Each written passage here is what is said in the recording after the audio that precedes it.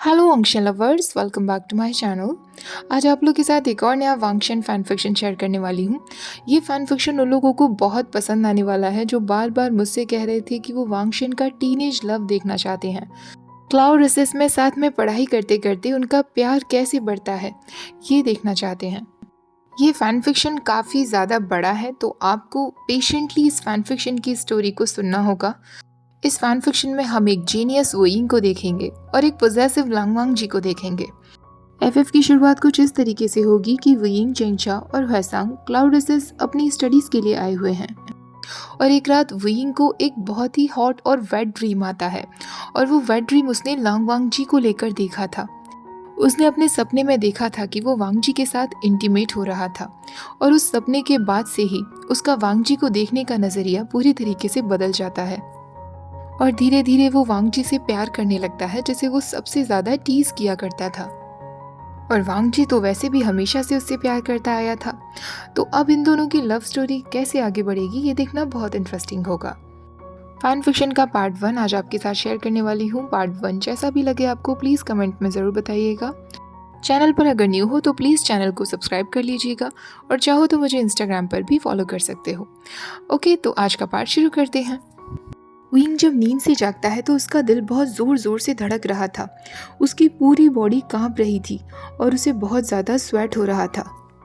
वो अपनी आंखें खोलता है और घबराती हुई आवाज़ में कहता है, ये सब क्या था? क्या मैंने अभी सपने में लंजा को देखा और मैं उसके साथ वो सब कर रहा था? उसी के पास में जंगचा सोया हुआ था जो विंग की आवाज़ सुनकर नींद में कुछ बोलने लगता है। विंग तुरंत खुद को साइलेंस कर लेता है। उसे अपनी पूरी बॉडी हॉट फील हो रही थी। ऐसी फीलिंग्स उसे पहले कभी नहीं हुई थी। उसे केवल ऐसा तब फील हुआ करता था जब वो इरोटिक बुक्स रीड करता था। अब उसके लिए फिर से सो पाना तो मुश्किल हो रहा था। वो अपने बेड से उठता है और सबसे पहले बाथरूम जाता है, अपने कपड़े चेंज करता है। रूम से बाहर निकलने के बाद वो सोच में पड़ जाता है। उसने कभी भी वांगची को लेकर अपने दिमाग में डर्टी थॉट्स नहीं रखे थे। वो इस बात से इनकार नहीं कर सकता था कि उसे वांगची को टीज करना सच में बहुत पसंद था। लांगवांगजी बहुत अट्रैक्टिव था, कोई ब्लाइंड पर्सन भी ये कह सकता था। पर लांगवांगजी काफी ओल्ड जनरेशन का था। विंग की नजरों में वांगजी वन ऑफ अ काइंड था, जिसके जैसा दूसरा कोई नहीं हो सकता था। इसलिए विंग उसे अप्रिशिएट करता था, उसकी रेस्पेक्ट करता था। तो क्या उसने इस अप्रिशिएशन को गलत तरीके से देख लिया? क्या अपने सपने में वो कंफ्यूज हो गया लांगवांगजी और उन लड़कियों के बीच में जिनके साथ वो फ्लर्ट किया करता था? पर तभी उसे रात का अपना सपना याद आता है और उसकी चीक्स बहुत हॉट होने लगती हैं, क्योंकि अगर वो वांगजी और लड़कियों के बीच कंफ्यूज हुआ होता तो वांगजी लड़की की जगह होता, पर उस सपने में तो वुयिंग लड़की की जगह था। उस सपने में वांगजी बहुत ज़्यादा फोर्सफुल और एग्रेसिव दिख रहा था। यही सब सोच सोच कर वुयिंग अपने दोनों हाथों से अपने पिंक चीक्स को छुपा लेता है और खुद से कहने लगता है, विभूषण, ये तुम्हें क्या हो गया है? तुम कैसे कैसे सपने देख रहे हो? वो अपने चीक्स पर कई बार स्लैप करता है, पर उसके दिमाग से वांग जी का वो पैशनेट फेस जा ही नहीं रहा था जो उसने सपने में देखा था। वो सपना उसे कैसे भी आया हो, पर अब सच तो ये था कि विंग उस सपने को भूलने वाला नहीं था। पूरी रात वही सब सोचते सोचते निकल जाती है। अब सुबह हो चुकी थी। विंग ने सोच लिया था कि वो रात के सपने का असर अपनी असल जिंदगी पर नहीं पड़ने देगा। क्लास के वक्त वो ऑलमोस्ट उस बात को भूल भी चुका था। हमेशा की तरह वो अपनी क्लास अटेंड कर रहा था, आधे मन से टीचर की बातें सुन रहा था और आधा ध्यान उसे न्यू हसांग को स्मॉल नोट्स भेजने में लगा था। वो और वांग जी वैसे तो एक ही सीट पर बैठे थे, पर दोनों में काफी डिस्टेंस था। विंग हमेशा की तरह वांग जी को टीज करने की हिम्मत नहीं कर पा रहा था, उसकी तरफ पेपर मैन नहीं भेज पा रहा था, क्योंकि उसे डर था कि उसे रात के सारे सीन याद आ जाएंगे। वो वांग जी की तरफ आंख उठाकर भी नहीं देख पा रहा था। लाइन चिराना अब एक एक करके सारे स्टूडेंट से क्वेश्चंस पूछना शुरू करता है। वो एक जिन डिजिबल से क्वेश्चन पूछ ही रहा था। विंग, जो कि अपने ही ख्यालों में खोया हुआ था, रात की बात सोच सोच कर अचानक उसके मुंह से एक आवाज़ निकल जाती है। वो आवाज़ पूरी क्लास में सबको सुनाई देती है। तभी लैन चिनान उसे डांटते हुए कहता है, विभूषण, जब तक तुम्हारा टर्न ना हो क्वेश्चन पूछने का तब तक बीच में मत बोलो। आखिरकार वही होता है जो विंग नहीं चाहता था। सुबह से जिसे वो अवॉइड कर रहा था, वो अब विंग की तरफ ही देख रहा था। विंग नोटिस करता है कि लांग वांगची अपनी गोल्डन आइज से उसकी तरफ ही देखे जा रहा है। समय अचानक से रुक जाता है। विंग को अब केवल वांगची दिखाई दे रहा था और उसका पूरा चेहरा बुरी तरह लाल हो जाता है। लैंचरैन अभी भी बाकी डिसिपल से क्वेश्चन पूछ रहा था, पर वियिंग के आसपास की सराउंडिंग्स ब्लरी हो चुकी थी। उसे दिखने लगता है कि किस तरह वांग जी के बिखरे हुए बाल उसके चेहरे पर आ रहे थे जब वो नीचे झुक रहा था वियिंग को किस करने के लिए।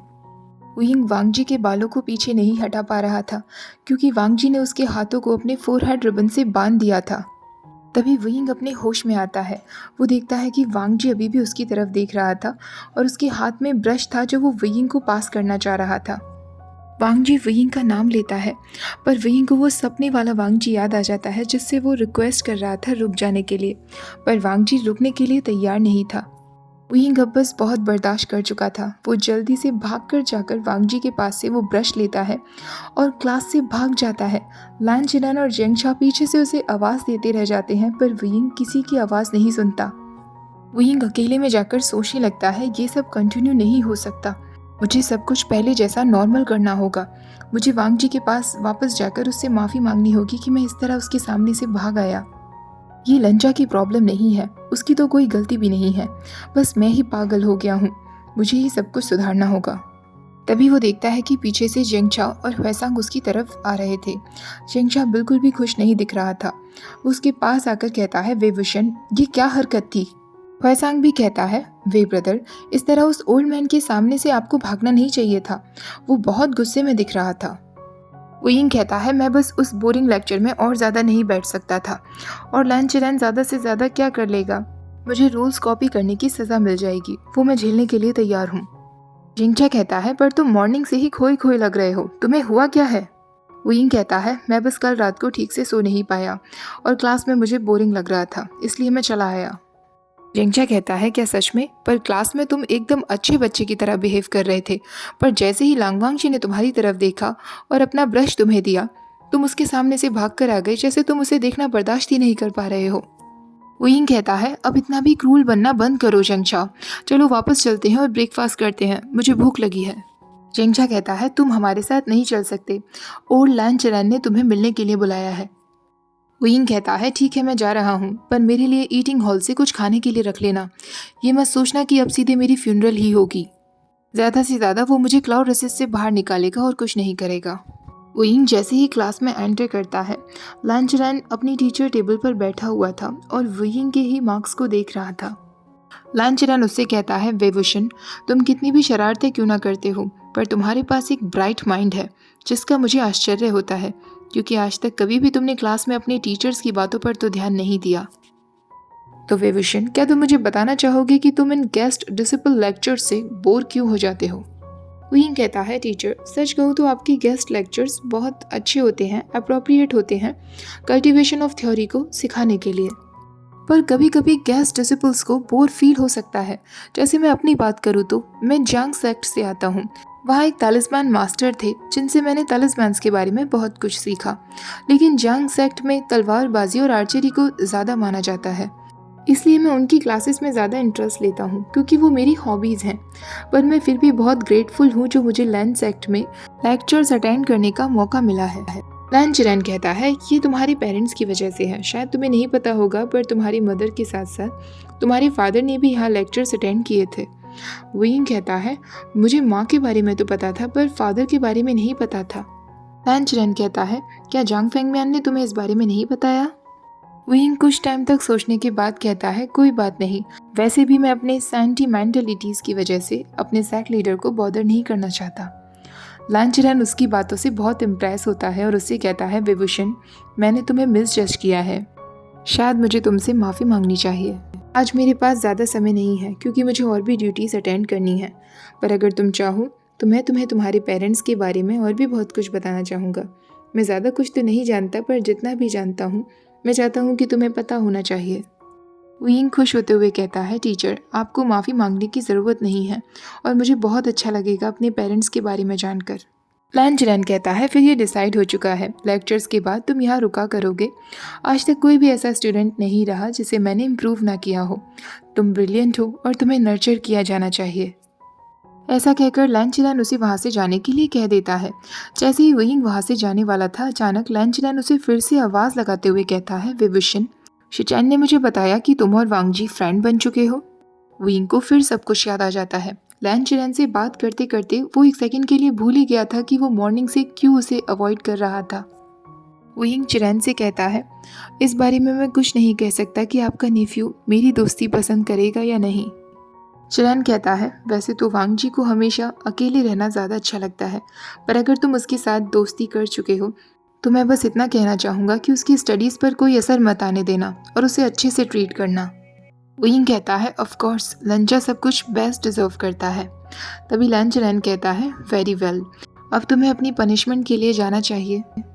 रूल्स के मुताबिक तुमने आज क्लास में गलती तो की है, तो तुम्हें वांग जी को ज्वाइन करना होगा लाइब्रेरी पवेलियन में। लाइब्रेरी पवेलियन जाते वक्त विंग को एक नर्वस फीलिंग हो रही थी। उसे समझ नहीं आ रहा था कि वो वांग जी के सामने कैसे सरवाइव कर पाएगा। जैसे ही विंग लाइब्रेरी में पहुंचता है, वो वांग जी को वहां बैठे हुए देखकर कहता है, हाय लंचा, थैंक्स मेरा इंतजार करने के लिए। वांग जी जो अपना कुछ काम कर रहा था, वो विंग को सिर्फ अपनी सीट पर बैठने का इशारा करता है। विंग तुरंत अपनी सीट पर जाकर बैठ जाता है और वांग जी से कहता है, तुम्हें विश्वास नहीं होगा लंचा, पर मैंने खुद से प्रॉमिस किया है कि आज मैं अच्छे से बिहेव करूंगा। तुम्हें बस मेरे लिए एक फेवर करना होगा। वांग जी उसकी बात को इग्नोर करते हुए उससे कहता है, रूल्स कॉपी करना शुरू करो। विंग मुंह बनाते हुए अपनी सीट पर बैठकर रूल्स कॉपी करना शुरू कर देता है। 3000 रूल्स कॉपी करने के बाद वो बुरी तरह थकने लगा था। वो वांग जी से कहता है, आज के लिए इतना बहुत है लंचा, मैंने तुमसे कहा था ना कि मुझे तुमसे एक फेवर चाहिए, प्लीज मेरी बात सुनो। वांग जी उसके पेपर्स को देखकर कहता है, तुम्हारी राइटिंग बहुत मैसी है।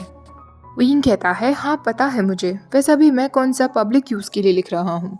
अब क्या तुम प्लीज मेरी बात सुनोगे। वांग जी उसकी बात पर ना तो अग्री करता ना डिसअग्री करता, तो विंग उसे कहना शुरू कर देता है। विंग कहता है, आज मैंने तुम्हारे अंकल से बात की थी और मुझे उनसे बात करके काफ़ी अच्छा लगा। उन्होंने मुझसे कहा है कि क्लास के बाद वो मुझे मेरे पेरेंट्स के बारे में बताएंगे।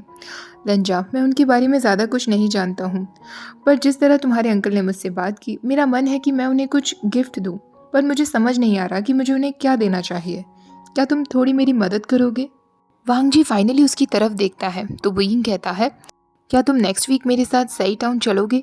वैसे तो मेरा बजट काफ़ी टाइट है, पर मैं फिर भी उनके लिए कुछ खरीदना चाहता हूँ। वांग जी कहता है, ठीक है, हम कल के बाद जा सकते हैं, पर तुम्हें अपनी पनिशमेंट तब तक ख़त्म करनी होगी। विंग एक्साइटेड होते हुए कहता है, हाँ बिल्कुल। उस रात विंग डिसाइड करता है कि वो अपने फ्रेंड ह्वेसांग के साथ सारी बातें शेयर करेगा। वो ह्वेसांग के रूम में जाता है। वो ह्वेसांग से कहता है, नी ब्रदर, कल रात मैंने एक सपना देखा, वो भी एक लड़के को लेकर। वो वांग जी का नाम रिवील नहीं करता, पर ह्वेसांग उससे कहता है, क्या सच में। तो फिर क्या हुआ ड्रीम में, क्या तुमने उसे अपना प्यार कन्फेस किया, और क्या लंगवांग जी ने तुम्हें रिजेक्ट कर भी दिया। विंग शॉक्ड होते हुए कहता है, तुम्हें कैसे पता कि वो ड्रीम लंगवांग जी को लेकर था। ह्वेसांग हंसते हुए कहता है, वे ब्रदर, मैंने बस गैस किया। वैसे भी यहाँ ज़्यादा लड़के नहीं हैं जिन पर आपकी नज़रें होती हैं, और आप हमेशा लंगवांग जी की अटेंशन पाने के लिए कुछ ना कुछ करते ही रहते हैं, तो मैं कैसे गैस नहीं कर पाता। लंगवांग जी के अलावा क्लाउड रेसेस में केवल मैं हूँ जिसकी आपसे सबसे ज़्यादा बातें होती हैं, और जाहिर सी बात है मुझे लेकर तो आप कोई सपना नहीं देखेंगे। ये सुनते ही विंग उसकी तरफ एक पिलो फेंक देता है। ह्वेसांग कहता है, तो अब मुझे आगे की बात बताओ वे ब्रदर, क्या यही रीज़न है जो ओल्ड लैन चिरैन ने तुम्हें अपने रूम में आज बुलाया था। क्या उसे कुछ पता चल गया।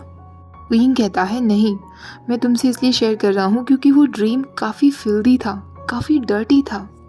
ह्वेसांग हंसते हुए कहता है, मैं समझ गया वे ब्रदर। वो रोल होते हुए जाता है और पास ही के बॉक्स से एक बुक निकालता है। वो उस बुक को विंग को दिखाते हुए कहता है, इसमें से बताइए वो कौन सा सीन था जो आपने अपनी ड्रीम में यंग मास्टर लैन के साथ करते हुए देखा था। उसकी वो बुक देखकर विंग कहता है, सीरियसली नी ब्रदर, मुझे समझ नहीं आता यहाँ के लोग मुझे क्यों शेमलेस कहते हैं जबकि तुम मेरे सामने हो। ह्वेसांग हंसने लगता है और विंग उस बुक को देखना शुरू करता है जिसमें काफ़ी सारे गे कपल्स थे और उनकी इरोटिक्स फोटोग्राफ्स बनी हुई थी। विंग एक पेज पर आकर रुक जाता है जिसमें टॉप बॉटम के ऊपर था। ह्वेसांग देखकर कहता है, तो क्या यही वो सीन है। विंग कहता है, हाँ शायद ऐसा ही कुछ था, पर क्या तुम्हारे पास कोई ऐसी बुक्स नहीं जिसमें टॉप बॉटम के साथ बहुत फोर्सफुली पेश आ रहा हो। ह्वेसांग हंसने लगता है और विंग से कहता है, वे ब्रदर, आपकी ऑनेस्टी को मैं सलाम करता हूँ। ह्वेसांग उसे एक और बुक दिखाता है और उसमें बिल्कुल वैसा ही सीन था जैसा विंग ने अपने ड्रीम में देखा था। टॉप के फेस पर काफ़ी ज़्यादा फियर्स एक्सप्रेशंस दिख रहे थे। विंग ह्वेसांग को थैंक्स बोलकर वो बुक उससे लेकर वहाँ से चला जाता है। अगले दिन जैसा कि चिरैन ने प्रॉमिस किया था, क्लास के बाद उसने वुयिंग से काफ़ी बातें की थी और उसे एक लैंड मास्टर से भी मिलवाया था जो उसे तालिस्मान से रिलेटेड काफ़ी ज़्यादा जानकारी देने वाले थे। वुयिंग को उन तालिस्मान मास्टर से मिलकर काफ़ी अच्छा लगता है और वो उनकी क्लासेस भी अटेंड करता है। क्योंकि तालिस्मान क्लासेस ग्रुप में होती थी, वुयिंग भी एक लड़के के साथ ग्रुप में था जिसका नाम लैन चुआनली था। उन दोनों को अपना असाइनमेंट मिला था। उन दोनों में काफ़ी अच्छी दोस्ती हो जाती है। टाइम इतनी जल्दी बीत जाता है कि वुयिंग को पता ही नहीं चलता कब शाम हो जाती है और तभी उसे याद आता है कि लंजा लाइब्रेरी पेविलियन में बैठा उसका इंतज़ार कर रहा होगा। मुझे अभी के अभी उसके पास जाना होगा। तभी लैन चुआनली कहता है, क्या हुआ बेवुशन? वुयिंग कहता है, मुझे माफ़ करना पर मुझे अभी के अभी जाना होगा। वो अपना बैग लेकर वहाँ से निकल जाता है। वो मन में सोचने लगता है, क्या लंजा अभी भी लाइब्रेरी में बैठा मेरा इंतज़ार कर रहा होगा? पर वो वहाँ क्यों होगा जब मैं खुद टाइम से नहीं पहुँचा तो? क्या वो कल मेरे साथ साई टाउन जाने से भी मना कर देगा? यही सब सोचते सोचते वुयिंग भागता हुआ जाकर लाइब्रेरी में एंट्री करता है। वो वहाँ कुछ देखे बिना ही जोर से चिल्लाते हुए कहता है, आई एम सॉरी लंजा। पर वो देखता है कि वांगजी वहाँ था ही नहीं, लाइब्रेरी पेविलियन खाली था। वुयिंग सोचने लगता है, क्या वो मुझसे नाराज़ हो गया होगा? मैं हूँ ही इतना बड़ा बेवकूफ़। मैं इस बार सच में उससे अच्छे से दोस्ती करना चाहता था। मैं चाहता था कि वो मुझे सीरियसली ले। स्पेशली जो ड्रीम मैंने देखा उसके बाद मुझे उससे काफ़ी सारे क्वेश्चंस करने थे। शायद हो सकता है वो ईटिंग हॉल में गया हो, डिनर का वक्त जो हो गया है। ऐसा सोचकर वुयिंग अब ईटिंग हॉल की तरफ भागता है। पर ईटिंग हॉल में पहुंचने वाला वो पहला इंसान था। इतना ज़्यादा भागने की वजह से उसका अपीयरेंस पूरी तरीके से बिगड़ गया था और बाल खराब हो गए थे। वुयिंग को पहली बार ऐसा लग रहा था कि लंजा मुझे इस तरह देखेगा तो क्या सोचेगा। तभी वो खुद से कहता है, वैसे भी वो मुझे क्यों नोटिस करेगा? तभी पीछे से एक आवाज़ आती है, वांगजी क्या नोटिस करेगा? वुयिंग पीछे मुड़कर देखता है तो लैन चेचैन वहाँ खड़ा था और उसके जस्ट पीछे वांगजी भी था। वुयिंग शॉक्ड होते हुए कहता है, जयवजुन आपने तो मुझे अचानक डरा ही दिया। मैं लंजा का इंतज़ार कर रहा था और आप दोनों अचानक दूसरी डायरेक्शन से आ गए। शिचैन मुस्कुराते हुए कहता है, मुझे माफ़ कर देना मास्टर वे, पर हम दोनों आपको डराना नहीं चाहते थे। पर मैं और वांगजी हमेशा दूसरी तरफ से ही एंटर करते हैं क्योंकि वो लैन फैमिली मेम्बर्स के लिए ही बनी हुई है। और अगर आपको वांगजी से बात करनी है तो आपको अभी कर लेनी चाहिए, इससे पहले बाकी के स्टूडेंट्स आएँ। शिचैन वहाँ से चला जाता है। वुयिंग वांगजी से कहता है, लंजा आई एम सॉरी मैं आज टाइम से नहीं आ पाया, पर मैंने जानबूझकर ऐसा नहीं किया। मैं तुम्हारे मास्टर लैन के तालिस्मान की क्लासेस ले रहा था। वांगजी कहता है, मैं जानता हूँ, अंकल ने मुझे इन्फॉर्म कर दिया था। वुयिंग कहता है, दैट्स ग्रेट लंजा, तो कल तुम मेरे साथ साई टाउन चलोगे ना? वांगजी कहता है, हाँ मैं चलूँगा। शिचैन उन दोनों की बातें सुन लेता है। वुयिंग उसे भी बता देता है कि वो लैन चिरैन के लिए गिफ्ट लेना चाहता है। शिचैन कहता है, ये तो आपने बहुत अच्छा सोचा है मास्टर वे। अब वो वांगजी से कहता है, वांगजी अगर कल तुम सई टाउन जाने वाले हो तो तुम डिनर तक आने में काफ़ी लेट हो जाओगे, तो क्यों ना तुम मास्टर वे को हमारे फेवरेट प्लेस पर लेकर जाओ जहाँ हम अक्सर डिनर करते हैं। वांगजी शिचैन की तरफ देखते हुए कहता है, ब्रदर। तभी वुयिंग एक्साइटेड होते हुए कहता है, वाओ लंजा तुम्हारा फेवरेट प्लेस भी है, मैं ज़रूर जाना चाहूँगा। मैं प्रॉमिस करता हूँ मैं अच्छे से बिहेव करूँगा। अपने रूम में पहुंचने के बाद वुयिंग जेंगशा और ह्वेसांग को बता देता है कि कल वो लंग वांगजी के साथ सई टाउन जाने वाला है।